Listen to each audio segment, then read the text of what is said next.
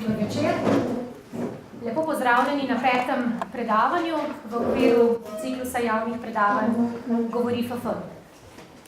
V tem drugem tednu bomo govorili o konceptu univerze, o družbenih tranzicijah Slovencev v 20. stoletju, o tem, kako je biti pesnik na Filozofski fakulteti, ter kako so se spremenila naša branja.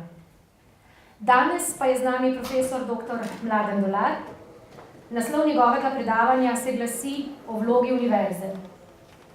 Pred predavanjem ga bo na kratko predstavil kolega profesor dr. Janko Lozar, tudi predstojnik oddelka za filozofijo. Po predavanju pa bo predavatelj sam vodil diskusijo.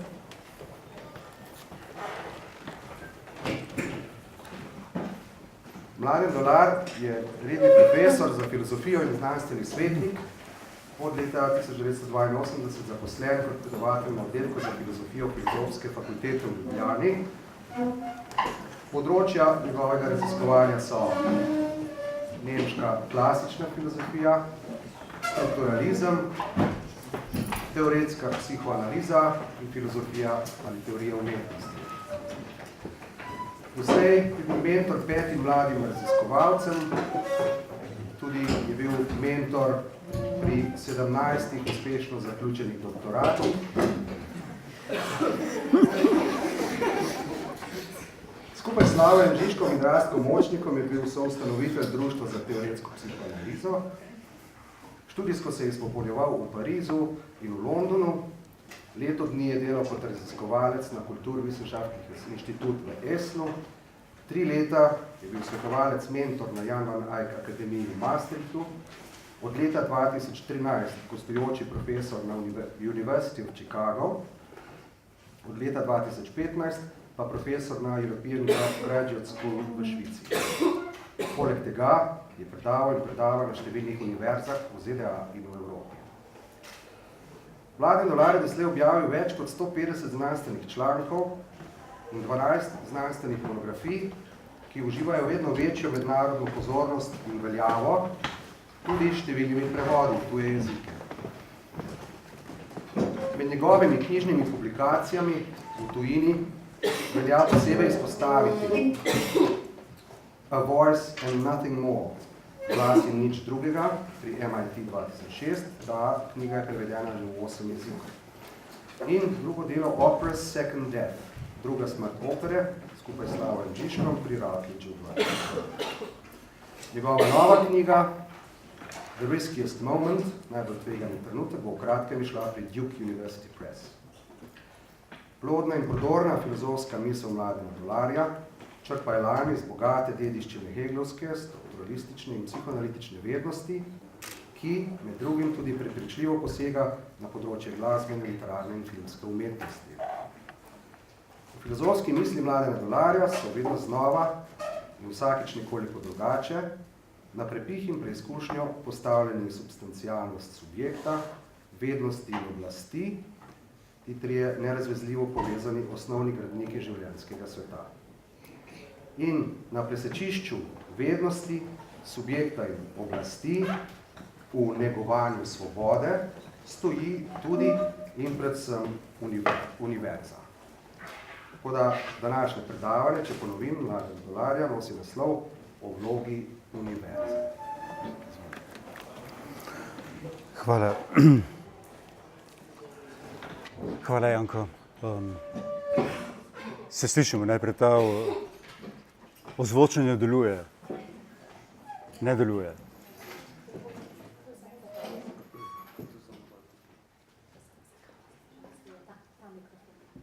Ne bo deloval ta mikrofon? Ha? Za kamero, za posnetek. Ja, razumem. To se pravi, moram... Dobro. Ok, v redu, bom stal. Nič hudega. Dobro, zdaj se slišimo. Dobro. Najprej bi se rad lepo zahvalil za povabilo. Veliko čast mi je, da lahko govorim v okviru te serije Govori Filozofska fakulteta ob 100-letnici Ljubljanske univerze. In zdaj je tako, da če začnem malo v avtobiografskem tonu, Šele ob tem povabilu sem se pravzaprav zavedel, da sem se vpisal na Filozofsko fakulteto jeseni leta 1969, ko je Ljubljanska univerza slavila 50-letnico svojega obstoja. Tako da celotna moja akademska kariera nekako sovpada z polovico zgodovine Ljubljanske univerze. Dobro, ne vem, kaj to pove o moji starosti, ampak dobro. K temu še vedno avtobiografsko dodajam, da se je moj oče vpisal na Ljubljansko univerzo leta 1929 ob njeni 10-letnici.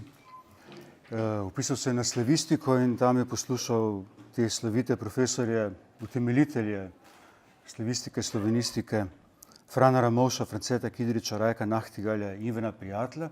Se pravi, natančno tiste 4, katerih kipi stojijo danes pred vnukom. In še vedno malo avtobiografsko.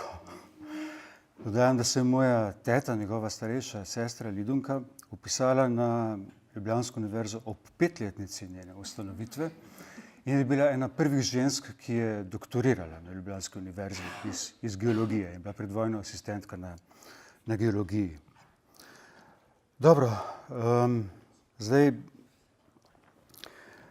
v tej polovici stoletja sem bil nekako ves čas privržen Ljubljanski univerzi in sem bil neposredno priča te njene polstoletne zgodovine, njenih transformacij v določenih zelo burnih časih in obenem in še širše transformacij, ki so v tem času doletele univerzitetno institucijo, ne samo pri nas, ampak v del širših svetovnih premikov in procesov. In izhajal bom tudi iz osebne izkušnje, pri čemer nikakor ne gre za mojo osebno zgodbo, ampak za izkušnjo neke cele generacije, izkušnjo nekega časa. Namreč, če sem se vpisal leta 1969, to pomeni eno leto po maju 1968, to se pravi natančno sredi velikega vala študentskih protestov, ki so takrat zajeli tudi Ljubljano in katerih udeleženec sem bil. In leta 1969 sem bil tudi prvič v Parizu, za eno leto sem zamudil revolucijo. Ampak Pariz je bil takrat še vedno prekrit z grafiti in tista stavba, v kateri sem spal, je imela na sebi velik grafit Nous voulons jouir sans entrave. Hočemo uživati brez preprek, brez zadržkov. Tako se je začela moja univerzitetna kariera, skratka. Dobro, govoril bom o vlogi univerze in se bom posvetil tudi nekaterim vidikom njene današnje usode, ampak najprej se moram vrniti nekam daleč nazaj. In najbrž ne bo presenetljivo, če začnem s Heglom, s tistim filozofom, ki me je v mojem delu najbolj zaznamoval. In Heglova kariera je bila zelo tesno povezana z usodo, torej najprej nemške univerze, ampak z usodo univerze nasploh, moderne univerze nasploh. 26. decembra 1817, dan po Božiču, je Hegel dobil pismo z vabilom, da prevzame profesorsko mesto na tedaj na novo ustanovljeni Humboldtovi univerzi v Berlinu in na tem vabilu je nekaj zgovornega, daljnosežnega ali nemara celo razsežnost neke parabole. Namreč Humboldtovo univerzo so ustanovili leta 1809 po Napoleonovi zmagi nad Prusijo in tudi ta moment je, kot nemara veste, zelo spektakularno povezan s Heglom. Hegel je predaval v Jeni od 1800 do 1807. Leta 1806 je ravno dokončeval svojo prvo veliko knjigo Fenomenologija duha, ena najpomembnejših knjig v zgodovini filozofije. In kot sam poroča v pismih, je pač dokončal to knjigo, dokončal zadnje poglavje o absolutni vednosti, k temu pojmu se še vrnem, ob hrumenju topov. Tisti dan je bila namreč bitka pred vrati Jene in Napoleon je prav v tej sloviti jenski bitki porazil prusko vojsko in dosegel eno svojih najbriljantnejših zmag.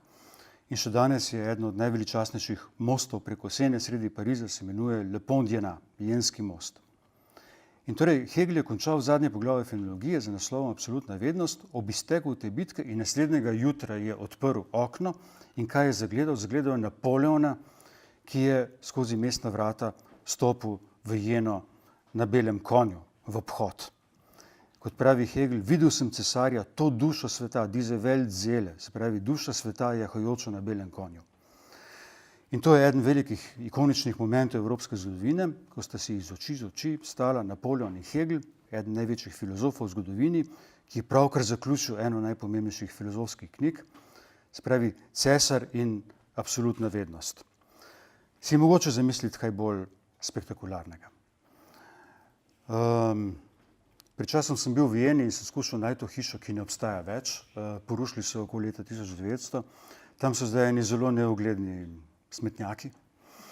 Ampak hiša dejansko stala nasproti enemu od glavnih vhodov skozi pač jensko obzidje. Posledica tega travmatičnega pruskega poraza je bila ta, da se je nemško akademsko življenje ustavilo. In Hegel je ostal brez službe v Vieni, pol leta je delal kot urednik ene revije, potem pa 8 let kot gimnazijski ravnatelj v Nürnbergu. V tem času so nastali 3 deli njegove logike, ki so raznesli njegovo slavo, dobil je povabilo v Heidelberg in tam je ostal samo 1 leto in potem decembra 1817, da pridemo do tega momenta, dobil povabilo v Berlin. Pruske oblasti so kmalu po razdejanju začeli razmišljati o načrtu, da je bilo treba univerzitetno življenje spet postaviti na noge, na novih temeljih in to je bila naloga, ki je bila zaupana Wilhelmu von Humboldtu, Hegelovemu znancu in bratu še malo bolj slavnega Aleksandra von Humboldta. Zpravi tako imenovana Humboldtova univerza. Ustanovljena 1809, za študente odprla vrata 1810 in njeno prvo obdobje je bilo polno različnih težav. Zares je za polno zaživela takrat, ko je bil nanjo imenovan Hegel kot profesor.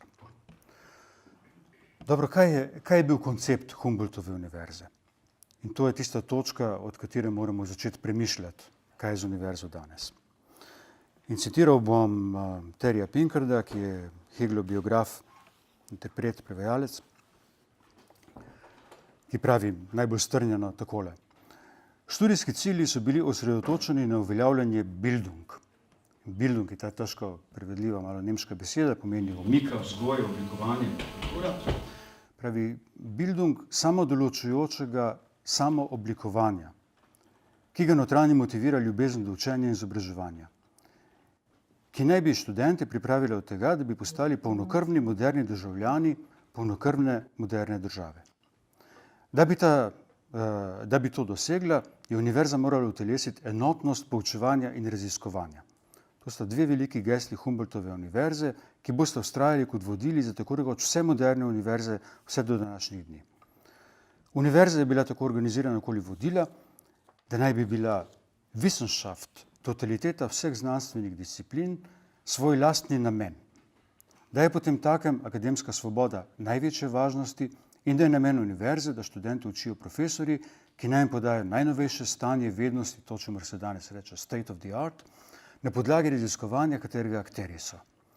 Ta proces naj bi vodil do tega, da bi iz univerze išli študentje formirani tako, da bi s takšno Bildung lahko napredovali skozi vse svoje življenje. Poleg tega, po Humboldtovi viziji, univerza zelo enfatično ni izobraževanje za poklice, temveč inkubator za avtonomne posameznike, opredeljene z okusom in vednostjo, ki bodo tako lahko postali pravi vodje in državni uslužbenci v moderni, svobodni obliki življenja. Konec citata. Spravi, to je zelo kratek povzetek modela tega, kar se je uveljavilo kot prva forma moderne univerze, kot Humboldtov model, ki je služila potem za podlago celotnemu valu ustanavljanja novih univerz v 19. in 20. stoletju. Istočasno je nastala v Franciji École Normale Supérieure v Napoleonovih časih, ki predstavlja majčkeno drugačen model, ampak to je bil čas ustanavljanja po francoski revoluciji novih univerz.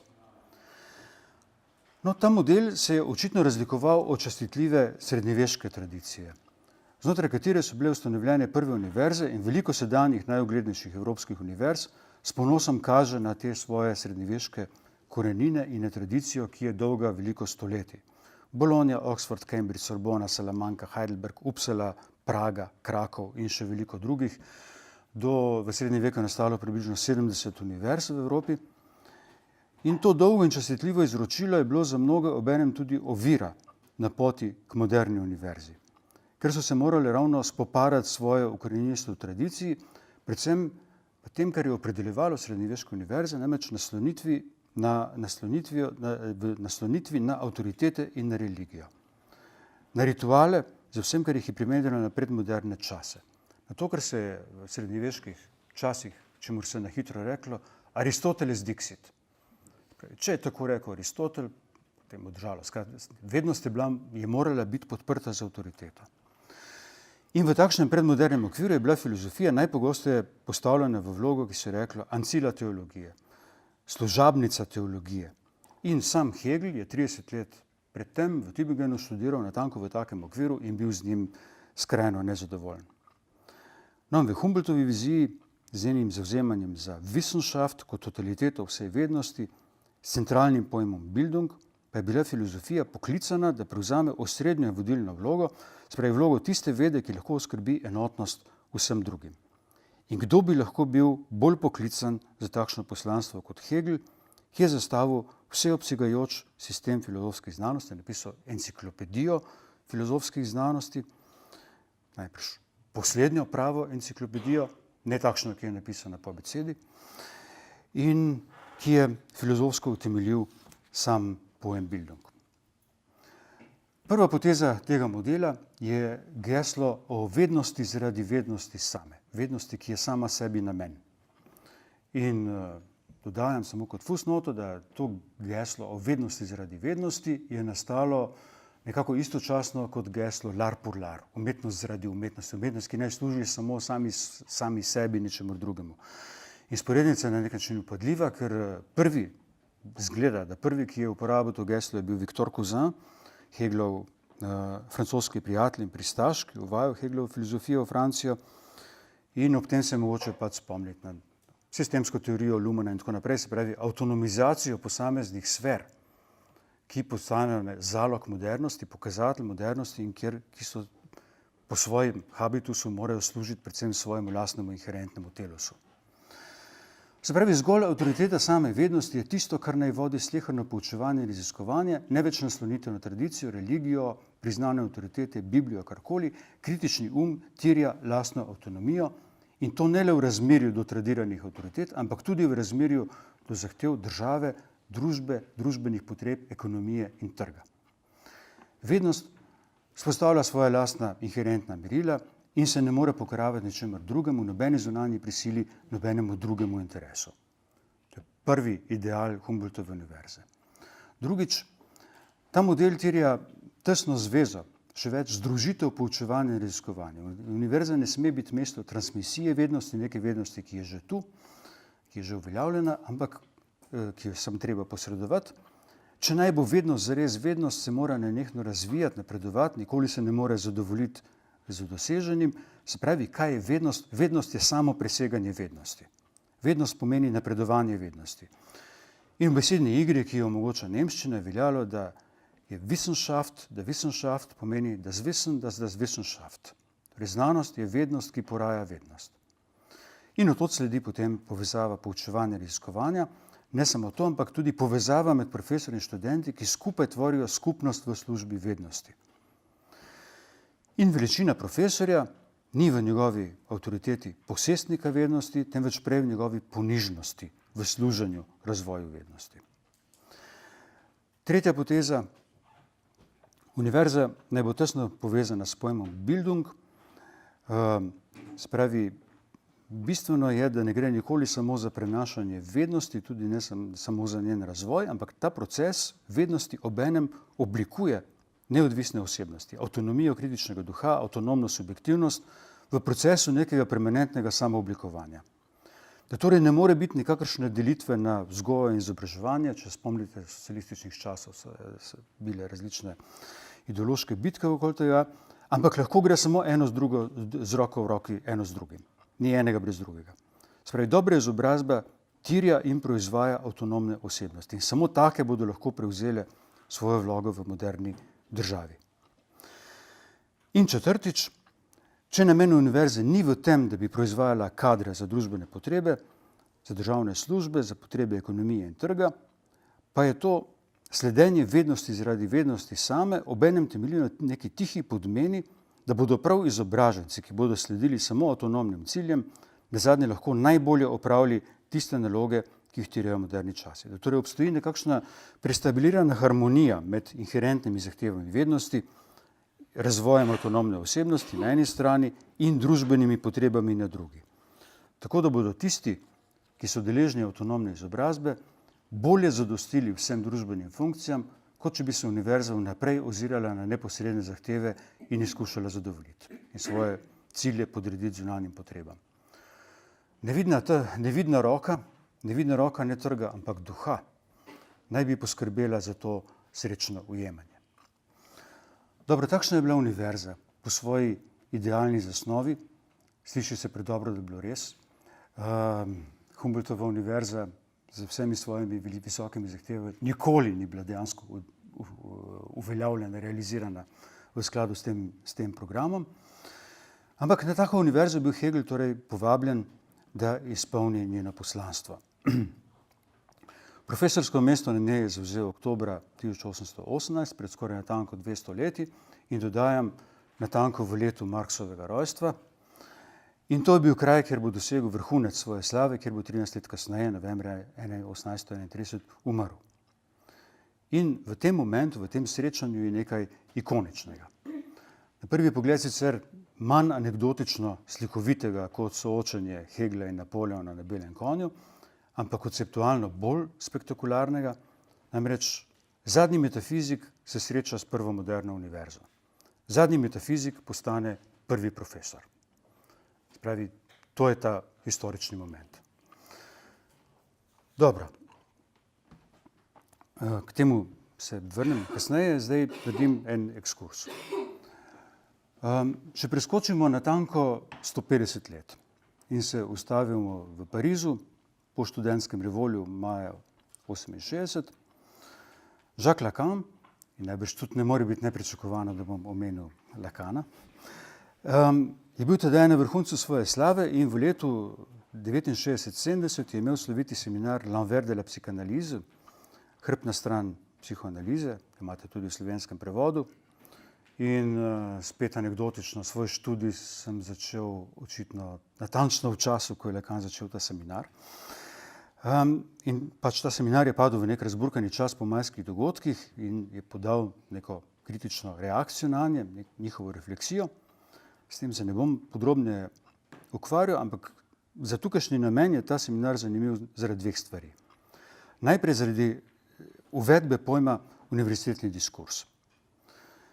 In uvedba tega pojma je kot koncepta je bila vsekakor odgovor na takratne študentske, reflektirale takratne študentske revolte. Vsekakor je zelo nenavadno, da so se najbolj masivni revolti po drugi vojni, največji antikapitalistični upor v razvitih evropskih državah, da je nastal na univerzah. Ne od zatiranih manjšin, ampak na kraju, kjer so bili ljudje, ki so bili recimo relativno privilegirani. In da so ti revolti vzpostavili univerzo kot mesto nekega družbenega simptoma. In prav od tod terjali premislek statusa vednosti in njenega modernega institucionalnega okvira. In drugič me ta Lacanov seminar pa zanima zaradi umestitve Hegla in njegovega paradoksnega mesta med dvema diskurzoma, kot nekem svojevrstnem simptomu neke drugačne vrste. In ki je posebej pomemben spričo statusa moderne posthegelovske filozofije. In kar je Lacana takrat posebej zanimalo, je natančno prehod od enega tipa diskurza tradicionalne vednosti, postavljenega pod jamstvo avtoritete, nazadnje avtoritete gospodarja, k novemu tipu diskurza, ki je postavljen izključno pod avtoriteto same vednosti in na katerem je utemeljena sodobna univerza. In od tod najprej vprašanje, ki bi terjalo neko drugo predavanje, kaj pomeni avtoriteta? Spravi, na eni strani imamo znanjo avtoriteto, na katero se je morala opirati vednost kot svoje jamstvo, na drugi strani imamo avtoriteto, ki jo nosi zgolj vednost. A je to mogoče? Je možna zgolj vednostno, racionalno utemeljena avtoriteta? No, zdaj, na kratko, res zelo na kratko, kaj je to univerzitetni diskurs. Diskurs je za Lacana tisto, kar vzpostavlja in vzdržuje sleherno družbeno vest. Skrbi neke podmene, na katerih so zasnovane temeljne družbene interakcije, in univerzitetni diskurs, ta njegov vznik po francoski revoluciji, je nek nov moderni tip družbene vezi, ki v veliki meri preveva moderne družbe.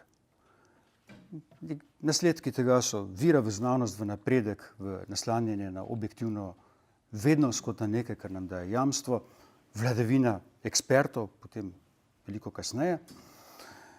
In kar je pomembno, da pri tej konceptualizaciji diskurza univerze ne gre za kakšno slavljenje vednosti zaradi vednosti, ki bi bila zdaj končno osvobojena zunanjih preprek, zunanjih avtoritet, ampak prav nasprotno.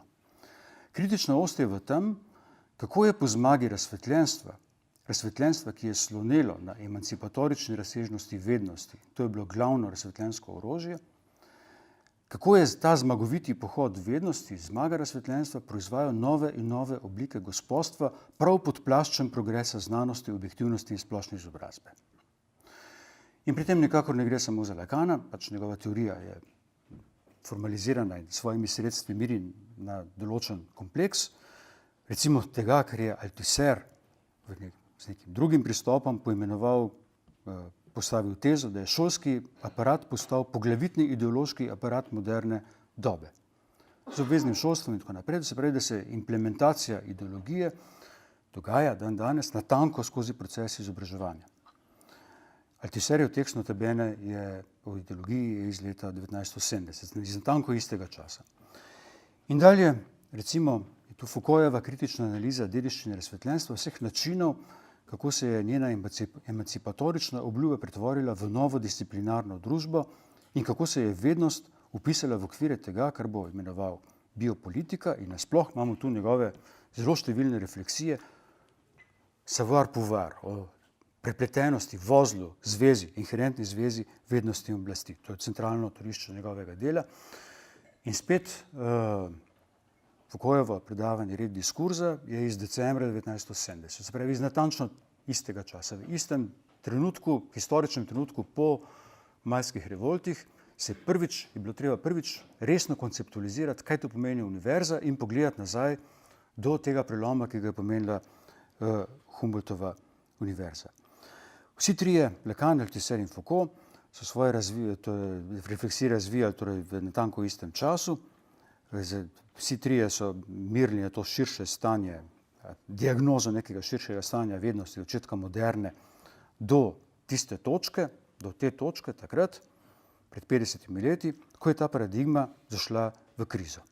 In vsi trije so poskušali predlagati določene drugačne politike vednosti, ki bi segla preko etabliranih okvirov univerze. Pričemer dodajam, malo paradoksno, da je Lacan to počel izven univerze, Althusser je bil zaposlen na École Normale Supérieure, Foucault na Collège de France, se pravi ta slednja dva na najvišjih možnih univerzitetnih institucijah v Franciji, tisti, ki so najvišje retingirane. Od tam, tudi k temu se še vrnem.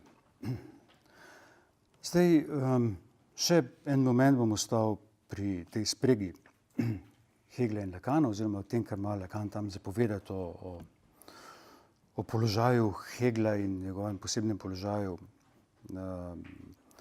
ob nastanku moderne univerze. Najprej to, da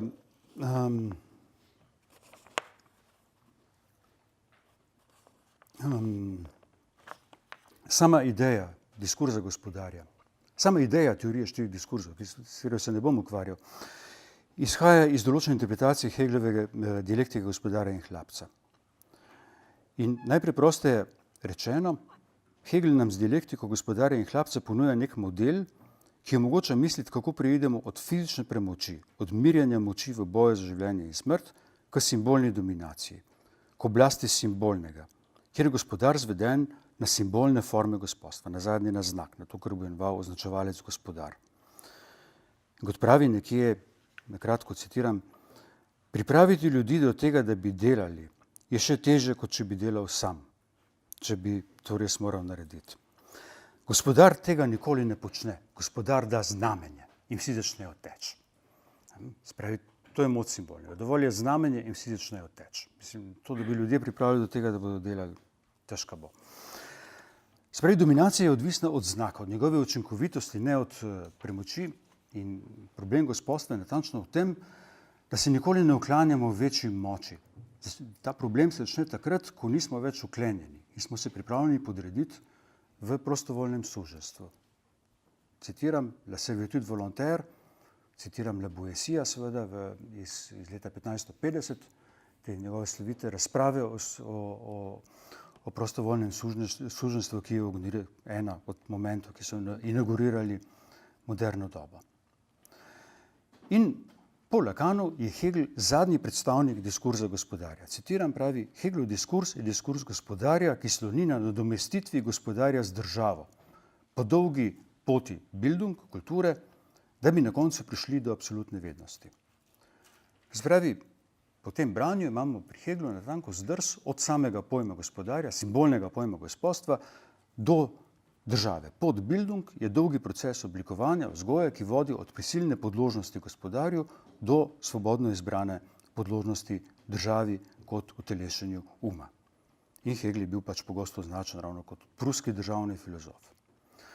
To se pravi, v tem prvem branju, v tem prvem pogledu nastopi Hegel kot agent gospodarja in absolutna vednost kot prav izraz pozicije gospodstva. Zadnja gospodarjeva ukana, če ne tako rečem. Malo naprej pa lahko preberemo tole. Hegel je sublimni predstavnik diskurza vednosti in to univerzitetne vednosti. In nadaljuje ta stavek, to bom malo komentiral. Mi v Franciji nikoli nismo imeli drugih filozofov kot obstranskih majhnih članov podeželskih društev kot Maine de Biran ali pa tipov, kot je bil Descartes, ki so pohajkovali po celi Evropi. Pri nas filozofov ne najdemo na univerzah. To si lahko štejemo v prid. V Nemčiji pa so na univerzi. Okay. Zdaj je Hegel postavljen v neko drugačno vlogo, namreč v vlogo predstavnika, eminentnega predstavnika diskurza univerze. In zastavek ni samo v tem, da je bil Hegel pač univerzitetni profesor po poklicu, ampak v tem, da je univerza upisana v samo njegovo pozicijo izjavljena, da je kot filozof situiran paradigmatsko situiran kot predstavnik univerze. Spravi, ne bi mogel biti kaj drugega kot profesor, ne bi mogel biti ekscentrični genij ali kozmopolitski popotnik. In spravi, univerza, prav v času formiranja sodobne univerze je mesto razvijanja njegovega sistema, do te mere, da je Hegel univerzo univerzaliziral. V njegovem sistemu je celoten svet, vse regije bivajočega, logika, narava, duh, vse možne filozofske drže, vse teorije se prelevijo v eno samo napredujočo pot vednosti, v samo razvoj univerzalnega sistema vednosti, spravi v masivno univerzo. Svet je del univerze, ne obratno. In vsa naša dejavnost je vpeta v ta univerzitetni diskurs. V Hegelovem sistemu smo vedno vsi študentje, začenši samim Hegelom, kar naprej opravljamo izpite, prihajamo na višje stopnje, dobivamo višje nazive, ujeti smo permanentno izobraževanje do najvišje stopnje, ki je absolutna vednost. Doktorat, ki naj dokonča vse doktorate. Spravi, svetovna zgodovina je svetovna univerza. Spravi, na eni strani model gospodarja, zadnji gospodar, na drugi strani prvi univerzitetni profesor, ki univerzalizira univerzo do skrajnih meja. No in zdaj se podam samo eno kratek komentar k tej mimogredni opombi, kje se najde filozofe, profesore in tako naprej. Nikakor ne velja, da bi bili v Nemčiji filozofi poslej na univerzah. In kar najbolj pomenljivo je, da so tisti filozofi, ki jih ni mogoče najti na univerzah, so bili prav Marx, Nietzsche in Freud. K temu še Kierkegaard, pač kakšni drugi. Prav tisti trije, ki so daleč najbolj vplivali tudi na moje lastno delo. Poleg paradoksno pač Hegla, domnevnega modela univerzitetnega profesorja. Se pravi, obstoji neko masivno dejstvo, da so nekateri najpomembnejši prelomi v postheglovski filozofiji, ki so še danes ključne točke inspiracije, dogodili izven univerzitetnega okvira. To govorim pač predvsem kot filozof, na drugih poljih vednosti je drugače. In v 20. stoletju k temu mogoče dodati še, na primer, Wittgensteina, ki je paradoksen primer, ne glede na svoj položaj v Cambridgeu, prišel do nekih ključnih prelomov izven univerze, po svojem habitusu vse prej kot profesor. Dalje so tu še Sartre, Simone de Beauvoir, Lacan, Bataille, Blanchot, še kar nekaj drugih imen. In vsa ta imena, ki so mi vsa na določen način zelo blizu, pričajo o tem, kako je vse, kar zadeva filozofijo, kako se je živa misel dogajala v veliki meri izven univerzitetnih parametrov. In vključitev te izven institucionalne misli v okvire univerze je predstavljala velik problem in nek problem, ki ga predstavlja še danes. Se pravi, univerzitetni diskurs po Heglu ni bil adekvatni okvir mišljenja. Čeprav je do današnjih časov postal tako dominanten, da si takih figur skoraj ni mogoče več zamisliti. Takih, ki bi bile filozofsko nadvse relevantne, ampak bi bile izven univerzitetnega polja. In o velikem nelagodju, ki zadeva to zvezo mišljenja in institucije, priča tudi to, da celo filozofi, ki neredko na univerzi zasedajo zelo visoka mesta, dejansko sebe vidijo kot outsiderje.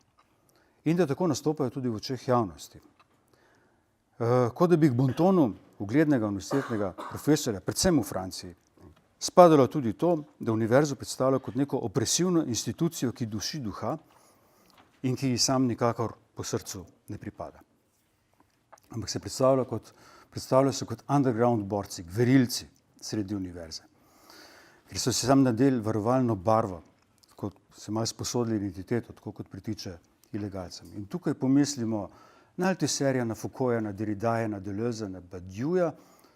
Vsi ti so zasedali zelo visoka univerzitetna mesta. Je torej treba to njihovo podobo brati kot utajo njihove pozicije, tako da so idealni zastopniki diskurza univerze nazadnje prav tisti, ki se kažejo kot njena notranja opozicija. Ali pa znotraj univerze dejansko uvajajo nekaj drugega univerzitetnega diskurza in ponujajo določeno pot ven iz njegovih zagat. To vprašanje pustim v suspenzu, ampak tudi če pustimo ob strani velika imena, je videti, da spada k konformizmu akademskega obnašanja tudi jadekovanje nad akademskimi institucijami. Jaz nisem akademik, to je nadvse običajna izjava akademikov, ljudi na univerzi, in ki jo je najbrž treba brati po modelu tiste slavne Freudove, to ni moja mama.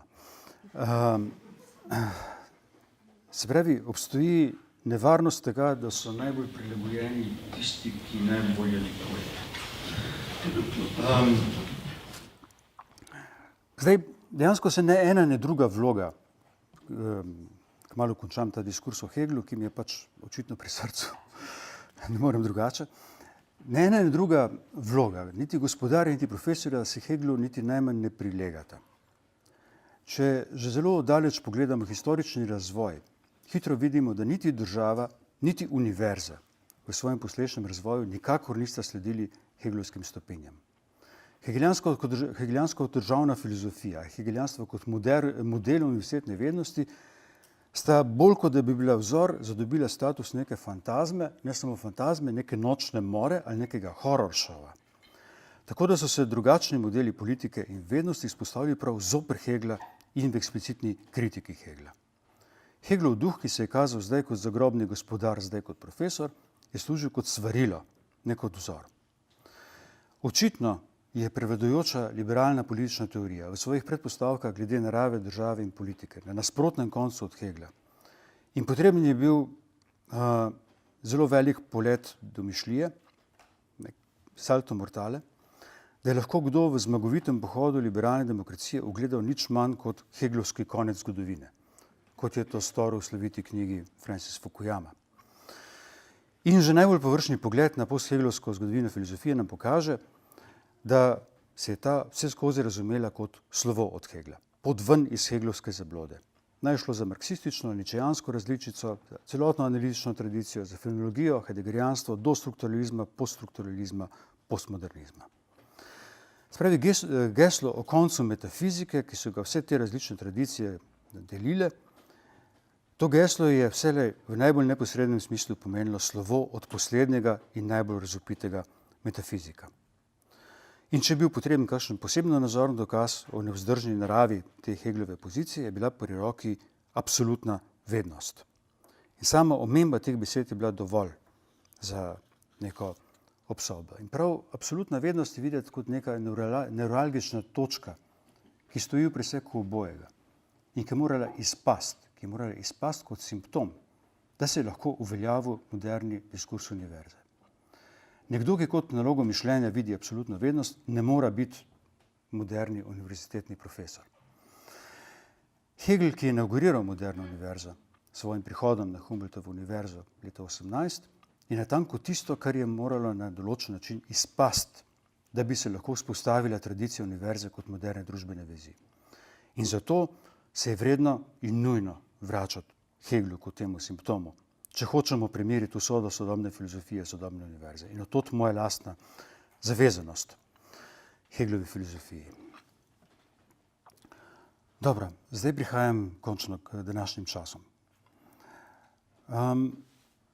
Kolikor pripadam določeni generaciji študentskih revoltov, ne morem brati opisa idealov Humboldtove univerze brez občutka nostalgije, ali tudi brez občutka določene zbeganosti. Generacija študentskih revoltov je poskušala postaviti pod vprašaj ne samo zastarele modele tedanjih univerz, ampak tudi onkraj tega samo vladavino tega, kar je Lacan imenoval univerzitetni diskurs. Tarča revoltov je bila tedaj tudi ali predvsem Humboldtova univerza. Zdaj, opis, ki sem ga podal na začetku, je lahko videti rožnat in hvalevreden, ampak v svoji realizaciji je vseboval vrsto skritih klavzul.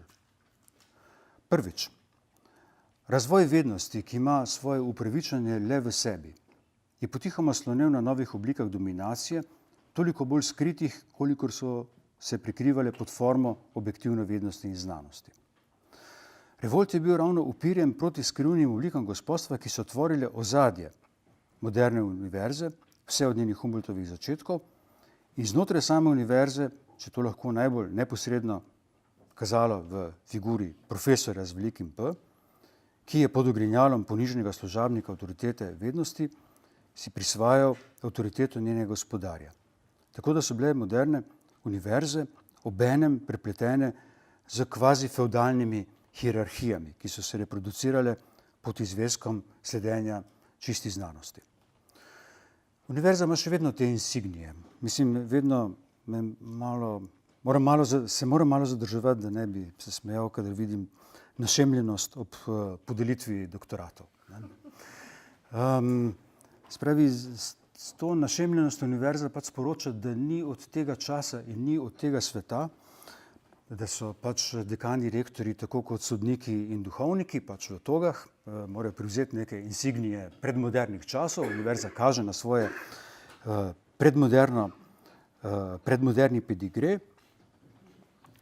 In te insignije se mi zdijo pač nek dvojni problem. Eden je ta, da na določen način bi jih lahko ironično jemali kot pokazatelje določene tendence k feudalni zaplankanosti in avtarkiji, česar ne manjka.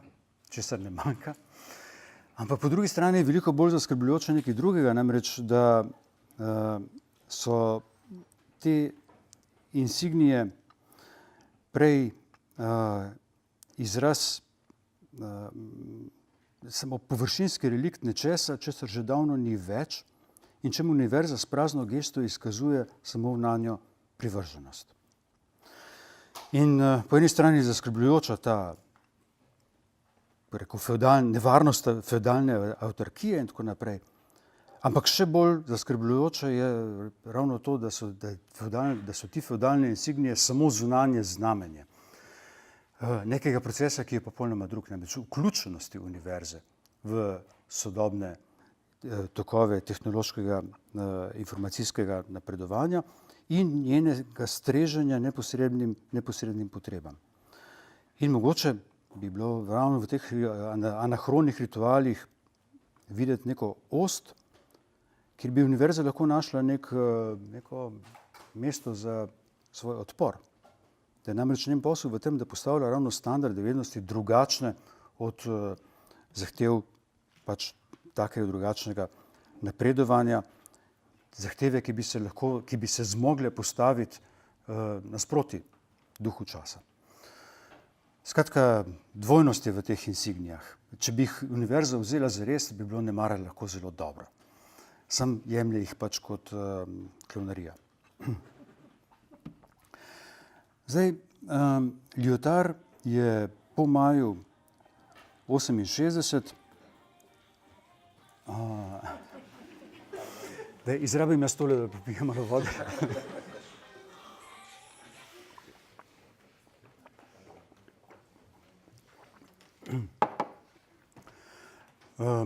Lyotard je, torej ne glih direktno po maju, ampak 10 let kasneje v svoji tej sloviti knjigi Postmoderno stanje, ki je naknadna refleksija pač nekega stanja vednosti leta 1979, tam je dal to geslo, ime pač neke dobe, je rekel konec dobe profesorja z velikim P. Konec dobe profesorja. Kaj pomeni v maju 68, kaj pomeni ta prelom? Konec dobe profesorja. In v tem pomenu je ta doba revoltov pred 50 leti dejansko bila doba nekega preloma glede univerze. Precej drugačnega preloma kot tistega prvega leta 1818, vendar tudi daljnosežnega in na sedanjih habitus je na določen način posledica tega. Tradicionalni profesorji kot nosilci avtoritete so postali malo izumirajoča vrsta. Geslo o koncu dobe profesorja dejansko poimenuje nek realen proces, proces, ki je tudi ambivalenten, ker se nam mogoče kar malo kovca po figurah, takih kot so bili zgoraj, če sem že na začetku navedel, recimo Ramovš, Nachtigal, Kidrič in prijatelj.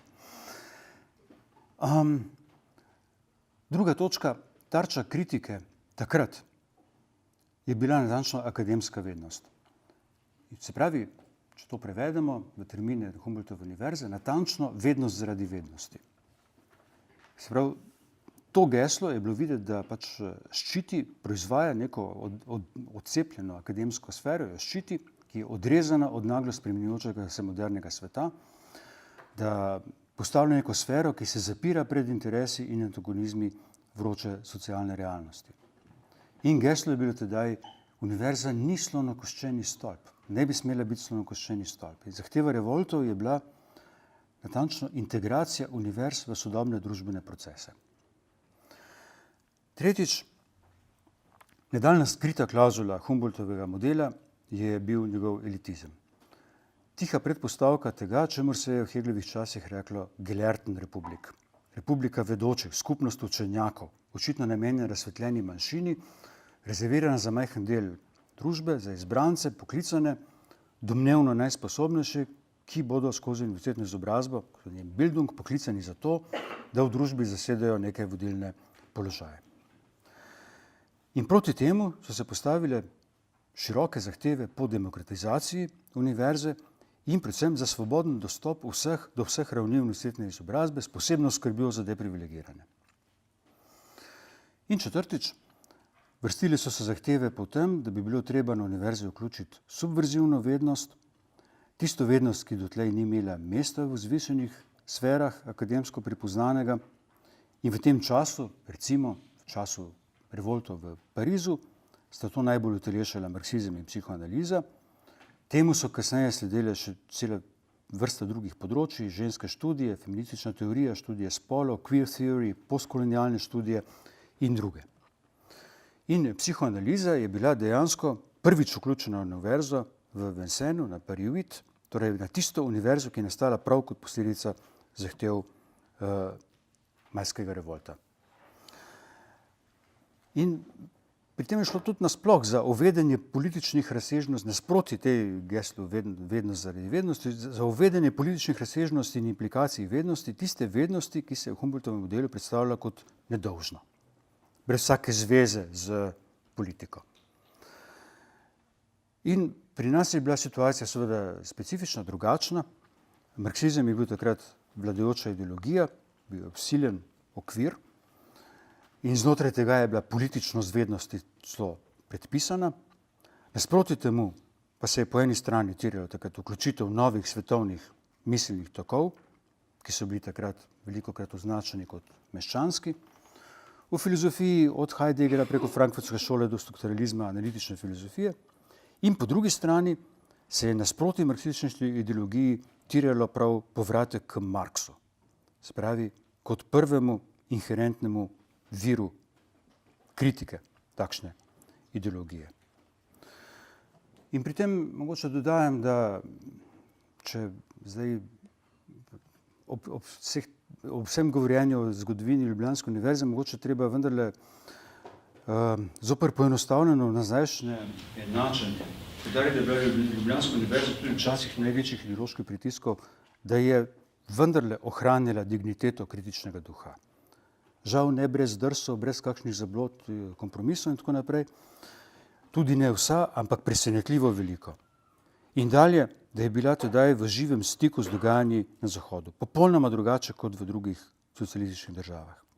In tudi študentski revolti so bili velik pokazatelj tega. Geslo tedaj je bilo Pariz 68, Ljubljana 71. Maja 71 v Ljubljani je prišlo do zasedbe filozofske fakultete. In mogoče bi bilo dobro, bi bilo lepo, če bi filozofska fakulteta bi morala malo gledati s posebnim nekim ponosom tudi na ta del. In v stoletnici ne samo, da se slavi velike znanstvene dosežke in eminentne učenjake, tudi revolt zoper univerzo je del te univerzitetne zgodovine.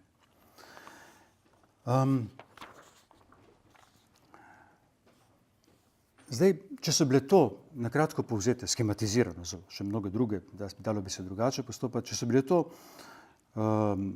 zahteve takratnega študentskega gibanja, potem je ne samo pri nas, ampak v nekem globalnem okviru, po svetu. Potem je bilo na določen način fatalno to, da so bile te zahteve uspešne. Konec dobe profesorja, če grem po vrsti, ni ravno prinesel razgradnje skrivne avtoritete, ampak jo je napravil bolj neoprijemljivo. In poleg tega se temu izteku dobe profesorja so bolj od tedanjih kritik botrovali neki čisto drugi procesi, kot pravi Lyotard. Profesor za prenašanje etablirane vednosti ni nič bolj pristojen kot spominska mreža. Se pravi, na določen način informacijska mreža je nadomestila to, ni šlo samo za to, da bi se avtoriteta, stara avtoriteta, neupravičena, karkoli, fevdalna avtoriteta profesorja sesula. Sesula se je zaradi nekih stvari, ki so veliko bolj problematične. Prišlo je do delegitimiranja avtoritete vednosti na podlagi presoje učinkovitosti, inputa in outputa in dostopnosti informacij. Tle uporabljam Lyotarjevo formulacijo. Drugič, odprava akademske zaprtosti in fevdalne enklave se dejansko hitro prevesla v težnjo po vednosti, ki je lahko množično proizvedena in hitro uveljavljena na trgu. Kjer poglavitna skrb ni več vprašanje resnice, standardov vednosti, ampak učinkovitosti, optimizacija globalnega razmerja med inputom in outputom. Namesto vednosti, zaradi vednosti, zdaj takšna vednost, ki kar najbolje streže družbenim potrebam, čedalje bolj razumljenim kot potrebam trga, se pravi vednost, ki je mogoče presojati po koristnosti in funkcionalnosti, ne na podlagi inherentnih kriterijev. Namesto bildung, ki meri na avtonomijo, znanje, ki meri na uporabnost.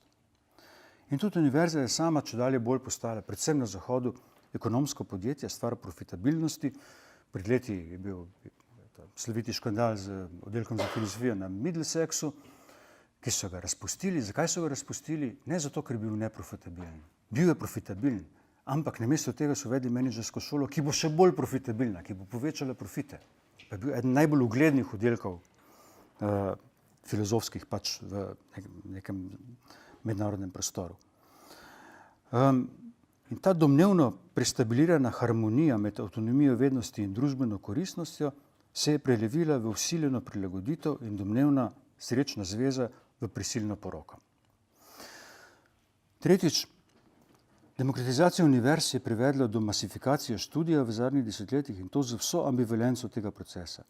Še nikoli v zgodovini ni bil tako velik delež generacije deležen take ali drugačne univerzitetne izobrazbe. Še nikoli niso bile univerze tako dostopne.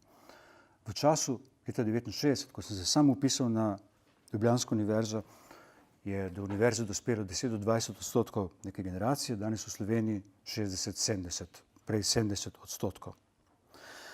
Kar je seveda nad vse spodbuden proces razsvetljenskega širjenja izobrazbe, ampak ta proces je šel z roko v roki, z nižanjem akademskih standardov, splošno prakso testiranja, z prevedbo vednosti v informacijo. Čedalje bolj se vednost prevaja informacijo in, ne vem, kako ne rečem, v kratkem sloganu, več kot informacij, manj je vednosti. Ne vem, mogoče to povzema neko diagnozo, kratko diagnozo časa. Se pravi, z uvajanjem tega, kar je mogoče na določen način hitro transmitirati in uporabiti. In institucijam je spričo nagle masifikacije začelo endemično primanjkovati kadrov, infrastrukture, financiranja, dobili so veliko več študentov, kot jih je bilo mogoče spodobno obravnavati. Se pravi, tudi ta zahteva se je uresničila, ampak uresničenje je bilo, uresničenje mogoče ne moremo biti tako zadovoljni. In četrtič, da subverzivno vednost, ki se je v največjem delu zahodnih univerz široko implementirala, se je izkazalo, da je veliko bolj združljiva z univerzitetnim diskurzom, kot se je to leta 1968, kot si je to lahko kdorkoli takrat predstavljal. Ne le, da je bilo mogoče integrirati, ampak se je marsikaj naravnost razsvetila v obliki novih akademskih disciplin, ki so zelo pogosto začele oponašati vzorce starih disciplin, včasih dejansko kot njihove karikature. Neredko tako, da se je s tem lajšalo slabo vest konzervativnega akademskega pogona, ki je lahko pokazal svojo velikodušnost in ključ v margine. In neredko se je zgodilo, da so se, brž ko so si pridobili akademsko pripoznanje, izkazale za podobno dolgočasne kot stare discipline. Torej, univerzitetni diskurs je mogoče genialen način, kako neutralizirati to, kar se kaže kot subverzivna margina. Vključite margino na univerzo, pa boste imeli mir. Mislim, to je univerzitetni diskurs. Z veseljem premleva, še s posebnim veseljem premleva tako imenovano subverzivno vednost. No, to je bolj zasilna, gotovo poenostavljena skica nekaterih tendenc, ampak vsakdo, ki dela v akademskem pogonu, in tle govorim o humanistiki in družboslovju, lahko te vzorce hitro prepozna. Čeprav se odvijajo znotraj kakšnih bolj ambivalentnih, kompleksnih procesov in v različnih deželah precej na različne načine. No, če povzamem zdaj ob tveganju simplifikacije, tisto, kar je obetalo revolt proti univerzitetnemu diskurzu, proti tej paradigmatični moderni vezi, se je izkazalo za njegovo ekstenzijo, za njegov podaljšek. Še več, dejstvo, da so se mnoge zahteve tega upora realizirale, če tudi v spervertirani obliki, je prej privedlo do univerzalizacije, vse splošne implementacije, krepitve mnogih temeljnih določilnic tega diskurza. Upad avtoritete vednosti, njena funkcionalizacija, vse to je dejansko pripomoglo k utrjevanju in širjenju tega, proti čemer je nastopil revolt. Kar se je začelo kot protest proti Humboldtovemu modelu z ambicijo, da postavi pod vprašaj sam univerzitetni diskurs, se je izteklo v proces, katerega nalepke zdaj izrabljajo imena zares prečudovito lepih italijanskih krajev, kot so Bologna in Pisa. Bologna, se veste, domnevno na najstarejšo univerzo v Evropi iz leta 1088 in prav zaradi tega so se leta 1999 tam zbrali evropski ministri za izobraževanje in podpisali deklaracijo o reformah. PISA pa je kratica za Program for Institutional Student Assessment. Vse pove. Tako da se retroaktivno Humboldt nekako kaže kot izgubljeni paradiž in se ljudje moje generacije malo začnemo spraševati, kakšen hudič nas je gnal, da smo proti temu protestirali. In da utegne biti najhujša mora, če se ti želje uresničijo. In zdaj, za zaključek, zelo na kratko, kaj je mogoče storiti? Obstaja kakšna pot ven iz tega diskurza, ven iz te njegove strukture, te strukture, ki nikako ne zadeva samo univerz, ampak je v marsičem podlaga modernega občestva, moderna družbena vez. Zdaj seveda je tako, da nimam kakšnega dobrega enostavnega odgovora, ampak v odsotnosti nekega preprostega odgovora, kakšne enovite strategije, predlagam nekaj majhnih strategij ali majhnih premislekov, ki jih je mogoče začeti prakticirati kar takoj.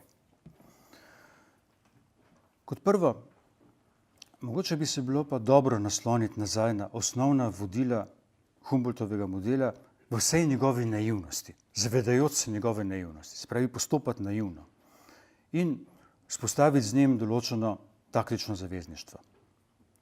Kar v današnjih časih pomeni, da bi se bilo treba kar malo konzervativno dejansko postaviti za akademske standarde, ki so kar naprej ogroženi pod stalnim pritiskom hitrih evalvacij, tržne koristnosti, standardizacije, testiranja, pritiskov časa, hitrosti, neadekvatnega financiranja in naglo rastoče administracije.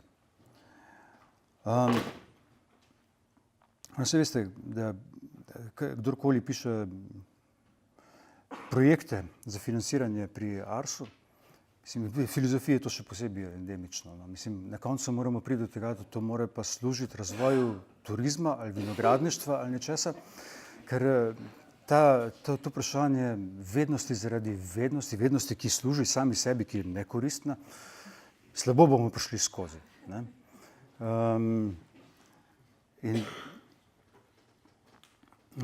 Zdaj, pred par meseci sem bil na Škotskem, na univerzi v Dundee, ker moj kolega Frank Ruda, veliki izvedenec za Hegla, nekakor ima ogromne težave s tem, da je upravičil, zakaj bi se človek danes ukvarjal s Heglom.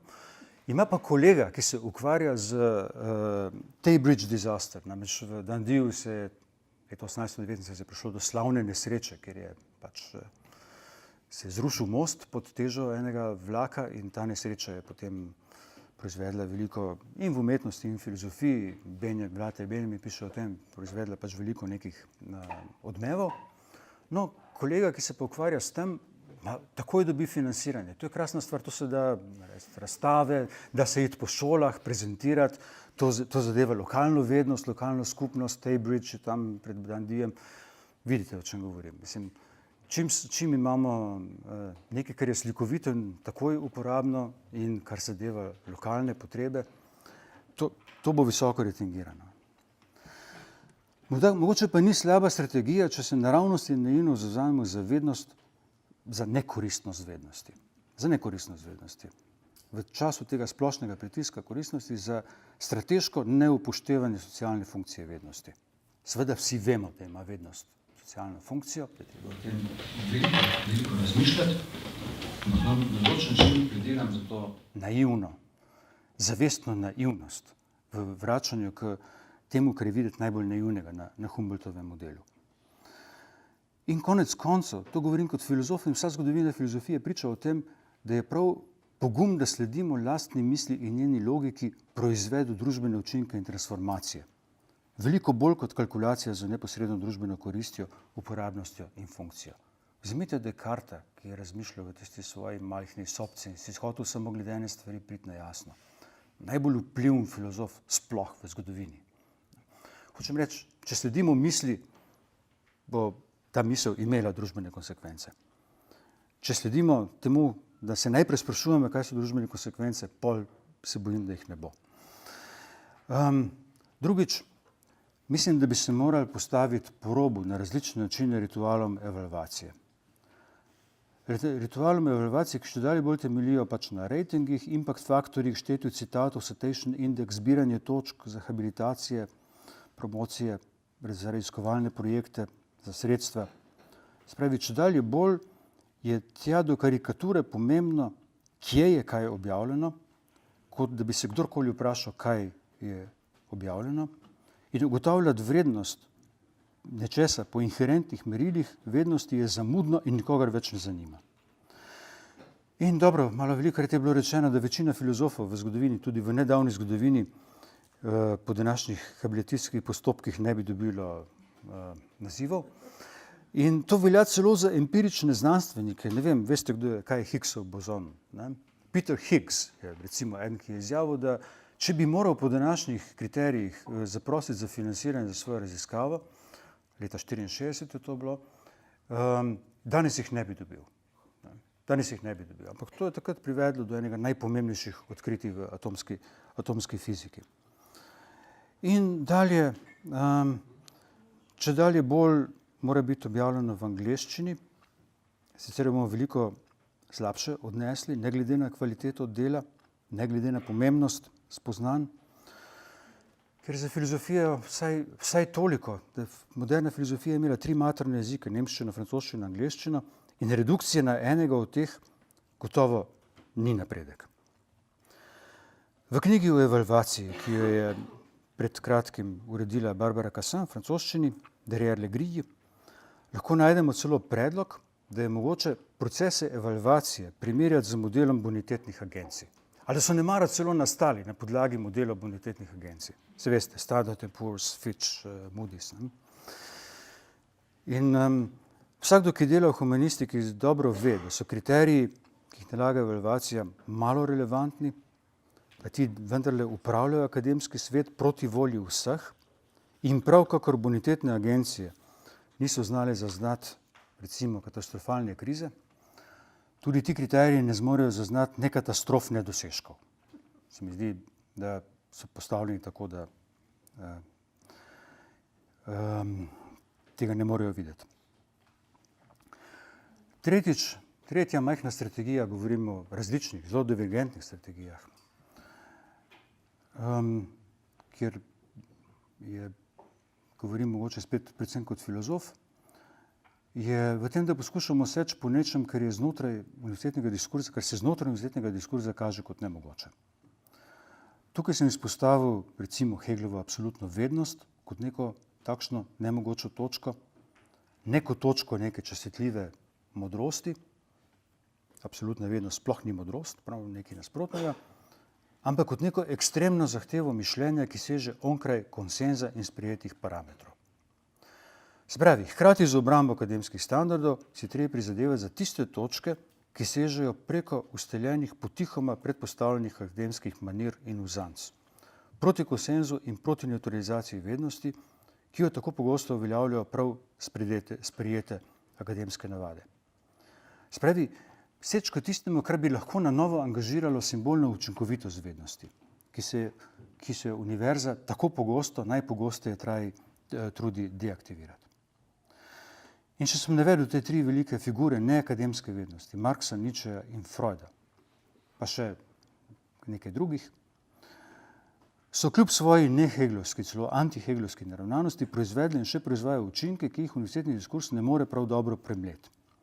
In še vedno se kaže, da poskusi njihove integracije v univerzitetni okvir proizvajajo težave, so vedno vir nelagodja. Skuša se jih udomačiti kot kulturne ikone. To je vedno dobrodošlo. In namesto absolutne vednosti lahko predlagam kot drugo tako točko, to, kar je Nietzsche imenoval, kako filozofirati s kladivom. Evo, dobro geslo. Ali mogoče je izpostaviti Freudovo teorijo seksualnosti, ki seksualnost škandalozno povezuje z ontologijo. Opozarjam na knjigo Alenke Zupančič, Seksualno in ontologija, zdaj v angleščini, pod naslovom What is sex? In mogoče je znova izpostaviti, znova ponoviti Marxov razredni boj, ki vedno znova vzbuja nelagodje, kot da bi človek s tem kršil dobri akademski bonton. In četrtič,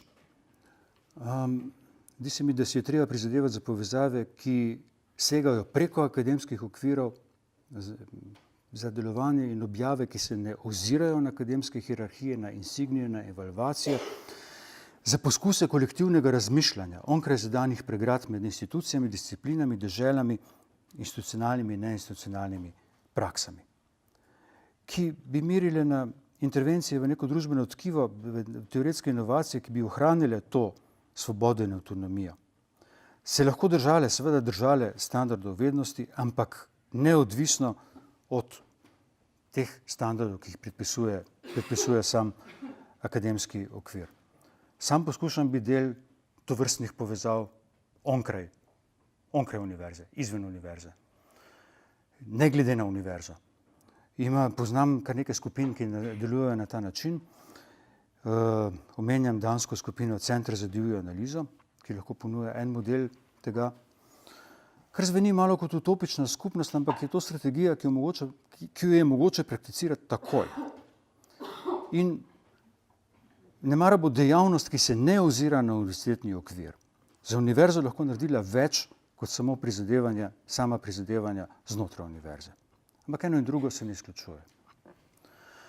Zdaj, te na hitro skicirane 4 točke se seveda ne stekajo v kakšen velik predlog tega, kaj nam je storiti, ampak mogoče so vsaj majhna izhodišča, kjer je mogoče začeti. In gotovo jih je mogoče pomnožiti in razširiti z mnogimi drugimi in vse to v boju, ki je nujen zoper, če uporabim malo veliko besedo, evtanazijo vednosti, ki se tako pogosto dogaja pod izveskom njene promocije v sloganju o družbi znanja. Hvala.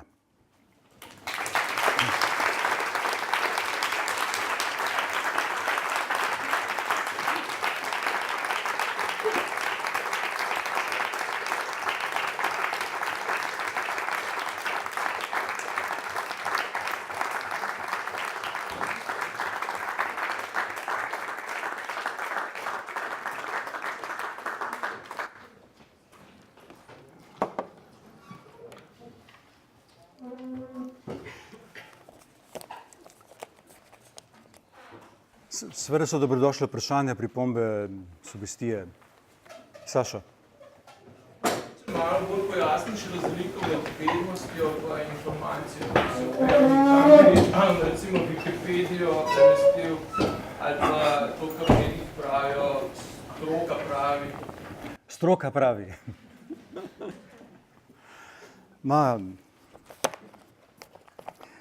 Zdi se mi, da je kar očitno. No? Mislim, da pač vsa ta poplava informacij in informacije dejansko, mislim, seveda super, krasno. Informacije še nikoli niso bile tako dostopne, kot so danes. In tudi povezanost, internet omogoča takšno povezanost, kot je pač v zgodovini še ni bilo. Kdorkoli lahko stopi celo v stik z največjimi strokovnjaki na svetu. Chomsky baje v 2 urah odgovori. Komorkoli, ne? Se pravi, da živimo v neki srečni utopiji splošne razširjenosti informacij. Samo tle pač pride potem na dan malo moj konzervativizem. Tega, da za mišljenje, za filozofijo pač niso dovolj informacije, da tle se šele začne naloga. Začne naloga v konceptualni, epistemološki utemeljitvi tega, kaj bi vednost morala biti. In tukaj ne pomagajo ne informacije, kot ne pomaga splošna razširjenost svobode izmenjave mnenj. No? Svobode izmenjave mnenj. Tega je zdaj koliko čte. Pač. Filozofija se začela z razliko med mnenjem in vednostjo, med doksa in episteme. In seveda vsakdo je upravičen do svojega mnenja. In to je temelj demokracije. Vsakdo je upravičen do svojega mnenja in če so si mnenja navzkriž, potem se pač preštejejo, pa vidimo, katerih je več. V filozofiji pa ni demokracije. Mislim, dokler imamo opravka z režimom mnenja, pač nimamo filozofije. Mislim, v filozofiji nobeno mnenje ne šteje. Nobeno mnenje ne šteje. Dokler je mnenje. Če je samo mnenje, potem nima kaj iskati. Tukaj se začne struktura vednosti, ki s tem bi se bilo treba vrniti nazaj na pač platonsko utemeljitev, epistemološko utemeljitev tega, kaj ne bi vednost bila. Vrniti nazaj k Hegelu, s čim, kako začeti, kaj so predpostavke mišljenja. Spravi vrniti k nekim zahtevam, ki jih je postavila metafizična tradicija in ki jih z geslom o koncu in preseganju metafizike nismo odpravili, ampak prej potlačili, pozabili. Zelo na hitro. Postavljaš vprašanje, ki je zelo veliko. Jaz imam pa vprašanje, ki je vezano na diskurs univerze. Zdaj, v zadnjih 3 letih sem pač opazila, da se v določenih krogih ta termin zelo pogosto ima na praktično vse, kar je v na javnem področju univerze in slišala sem tudi citat, da slovenski študenti leta 1971 so bili za diskurs univerze, francoski leta 1968 pa proti. Zdaj, kje natančno bi bila pač ta razlika in ta raba terminologije? V času po letu 68, v času, ko sem nekako imel nek božji, ne vem kako dan, odkot dan privilegij, da sem študiral, v nekem resnično razburljivem času, tako razburljivih časov je zelo malo. Takrat ne vidim nobene razlike med tem, kar se je dogajalo v Parizu in kar se je dogajalo v Ljubljani. Mislim, nenehno smo spremljali, kaj se dogaja z čikaško sedmerico. Slovito čikaško sedmerico, študenti, ki so bili obtoženi zelo resnih zločinov, z organizacijo pač velikih študentskih nemirov ob demokratski konvenciji avgusta 68 v Chicagu. Dolgo časa se je vlekel ta proces in na koncu so bili oproščeni, Abby Hoffman, Jerry Rubin in tako naprej. Spremljali smo, kaj se dogaja z Rudijem Dutschkejem z poskusom atentata. Rudija Dutschke, vodja nemškega študentskega gibanja. Spremljali smo protivietnamske proteste pač posod naokoli po svetu. Vse to smo spremljali kot da gre za nas. Kot da se tam odloča, kaj je z nami. Mislim, ne kot informacijo o nekaj dogajanjih po svetu, ampak z zavestjo, z skrajno zavestjo, da smo del tega. In vprašanje neposredne kritike, tukaj je seveda bilo v različnih državah, v različnih gibanjih so bila na različne načine postavljena vprašanja. Vendar vprašanje statusa univerze je bilo ves čas, hkrati z velikimi političnimi vprašanji, je bilo ves čas na tnalu vprašanje statusa univerze. In ta kritični razmislek univerze je imel dva nivoja. En je bil neposreden, ki so bile zahteve po reformi študija. Drugi je bil pa veliko bolj daljnosežen in je dejansko zadeval to, kar Lacan imenuje univerzitetni diskurs. Sam status univerzitetnega diskurza in določene politike vednosti, ki je pripeljalo do takega stanja univerze. Do jasne krize univerze leta 1968 in posod po svetu. Mislim, skratka, neposredno odgovor na tvoje vprašanje, da pač ne vidim, da bi bili ljubljanski revolti v Jugoslaviji takrat del nekega drugačnega sveta, kot samo en svet je bil. Ja, Boris. Jaz bi najprej čestital za sjajno predavanje. Zanima me pa, kaj misliš v tem kontekstu o vlogi umetnosti na univerzi.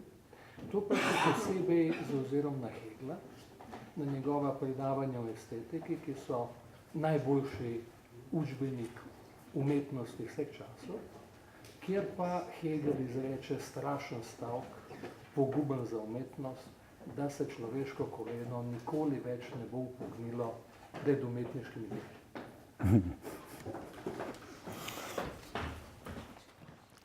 Ja,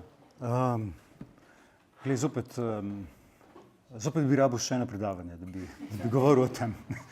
Bi ga imel z veseljem. Lani sem objavil v Problemih cel članek od Hegla do Becketa, ki odgovarja na tvoje vprašanje na veliko daljši način. Kaj se je zgodilo od točke Heglove estetike do izteka modernizma pri Becketu.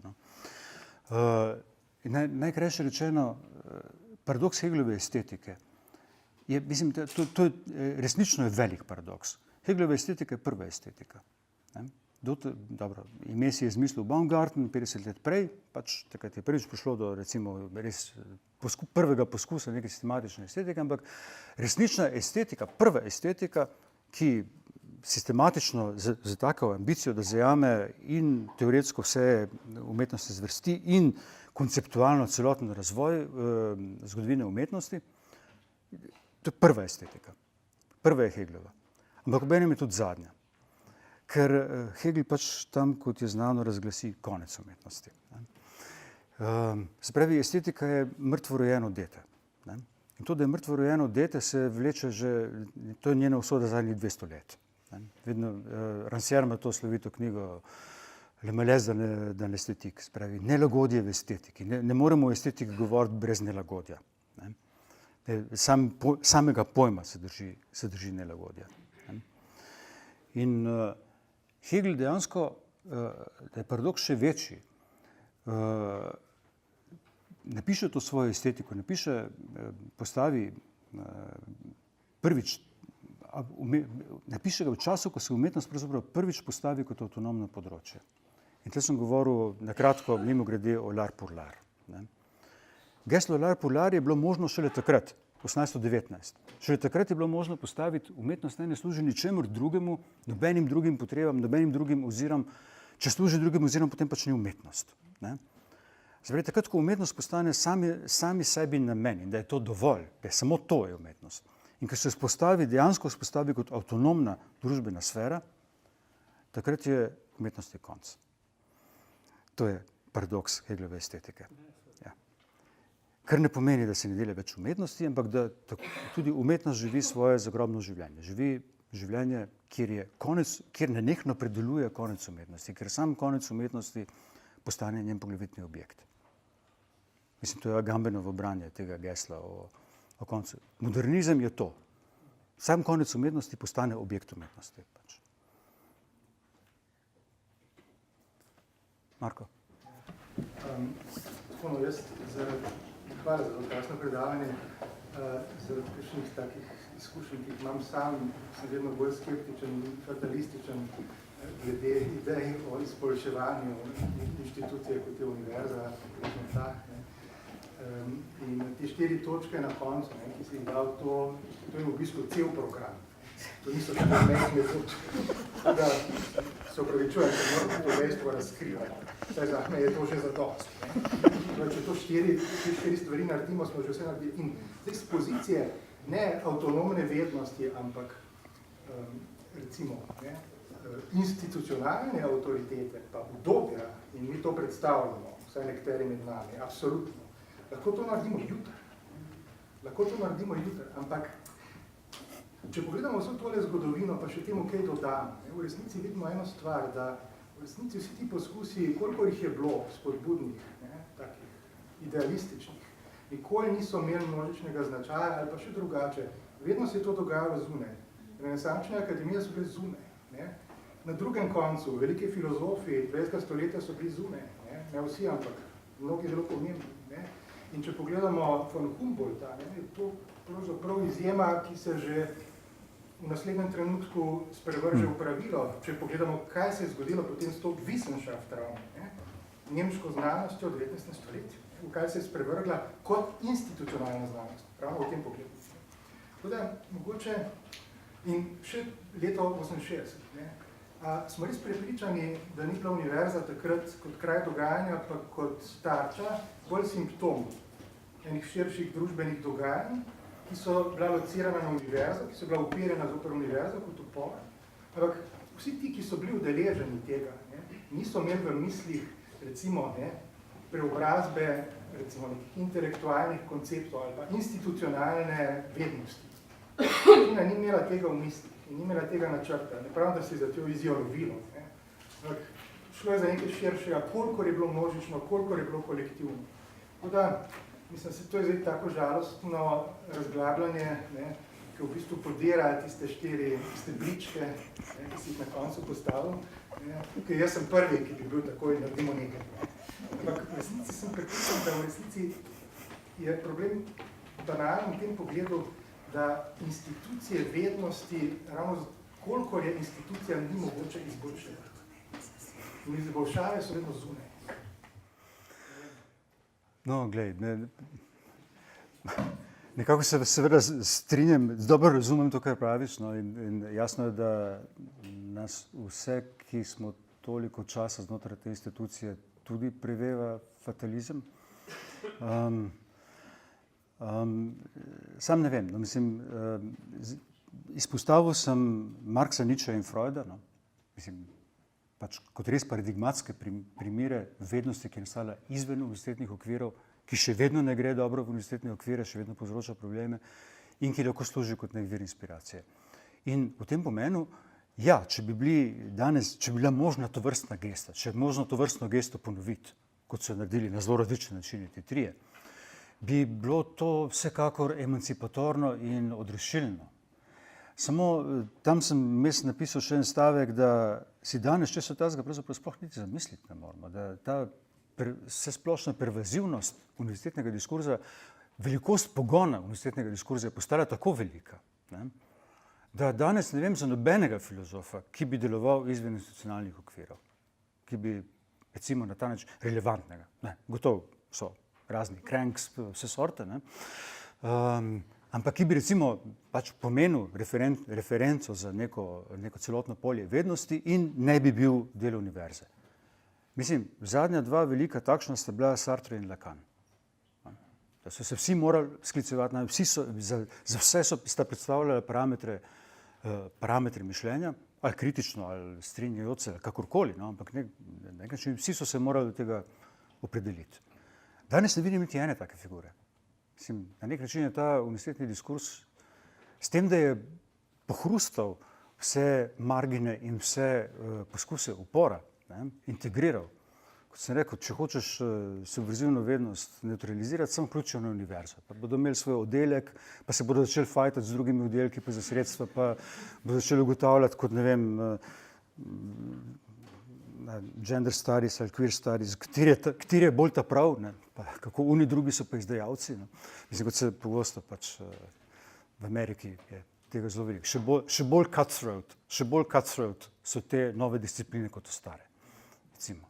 Na nek način, kot da bi v hitrem postopku, v skrajšavi vzeli zgodovino univerzitetnih institucij in uzanc in jih v karikaturni obliki ponovile. Žal. Tako da, kaj pa vem, mislim, te 4 stvari sem na koncu ponudil pač kot nekaj, kar moramo imeti pred očmi in kar je res mogoče takoj prakticirati na nek način. Pa jaz prakticiram ene stvari, pač se trudim prakticirati neke stvari.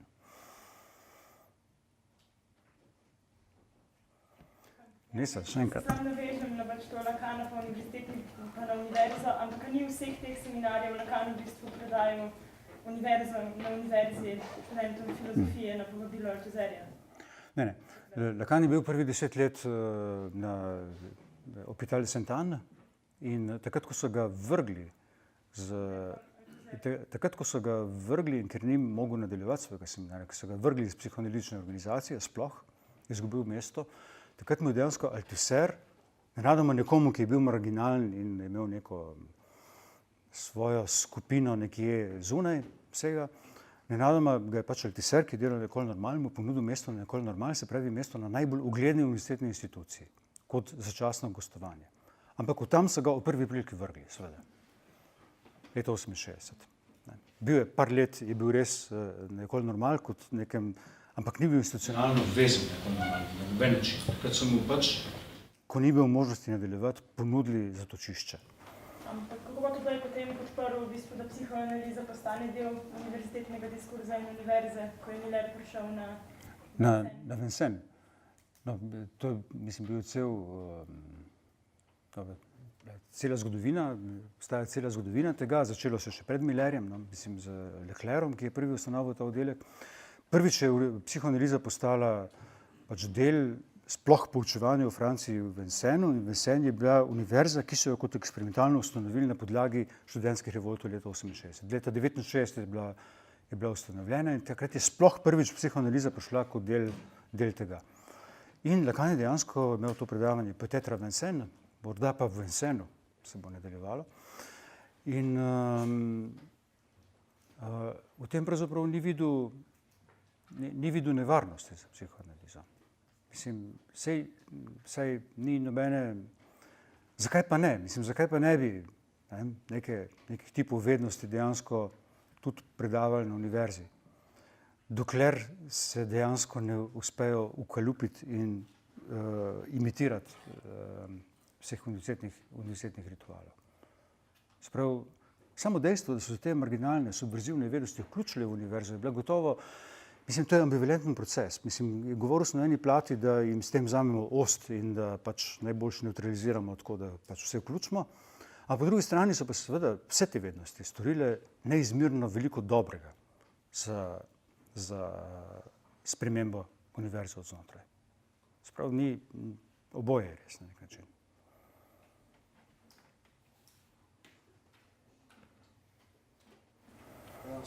Ali ni bilo tako nekako, da Althusser pa nekako sploh nista bila neki ful neposredno vključena v te revolte 68? Althusser je bil zelo ambivalenten. To je precej res, ja. Mislim, kljub temu je bil moment leta 70 takšen, da sta eden in drugi na zelo dva različna načina, Althusser z tekstom o ideologiji in ideoloških aparatih države, Foucault za svojim nastopnim predavanjem L'ordre du discours na Collège de France, sta eden in drugi na to reagirala. Neposredno pa je res, da je bil Althusser povezan takrat s francosko komunistično partijo, ki ni podprla revolto, kar je sramotno, in za Foucaulta pa drži, da je bil takrat v Tunisu. Da je bil pač predavan na univerzi v Tunisu, ker drugje ni mogel dobiti mesta in ga fizično ni bilo v Parizu v času revolte. Ja. To, da jih pa ne bi podpiral, pa nikakor ni res, ker je storil potem vse, da bi ohranil tega duha pri življenju. Ja, mislim se, Althusser je pod 1,6-8 let pozneje je res, ko ne rečem, napadel francosko komunistično partijo ali izred tega. To je dolga zgodba, ja. To je dolga zgodba. Mislim, zgodba povezave Althusserja s partijo in od neke njegove prilagoditve, povezave, karkoli do tega, da je na koncu se popolnoma prišlo do razkola po vsem tem, to je pač neka, ja, posebna zgodba. Se pa spomnim zelo natančno, da si ti oktobra leta 70 oktobra leta 70, ko sem kot podmladek trdega jedra študentskega gibanja in čez nekaj mesecev pozneje zasedbe fakultete, hodil na sestanke, ki smo imeli v Kazini. Štirih popoldne vsako soboto in da si ti med drugim vsem nam prinesel Althusserja v branje. Se pravi, Althusser je vplival na slovensko študentsko gibanje oktobra leta 70. Oktober leta 70. Na eni od sobot. Ob 4 popoldne. Ampak glede na to, da je Althusserjev tekst izšel leta 70, ta slavn, to, o čemer sem prej govoril. Bili smo direktno v stiku s tem, kar se v svetu dogaja. Mislim, in v tem pomenu danes nekateri skušajo iz Slovenije za nazaj narediti Romunijo. Mislim, mi smo bili ves čas v direktnem stiku z vsemi dogajanji na Zahodu in to je neprimerljivo z usodami drugih socialističnih držav. Ja. Ker se nam mogoče smo na osnovne smeri, ki pa še to je del univerze, da se zadanje civilnice, kot smo danes rekli, pač vedno zaradi vednosti, ali da to pripada zdaj pač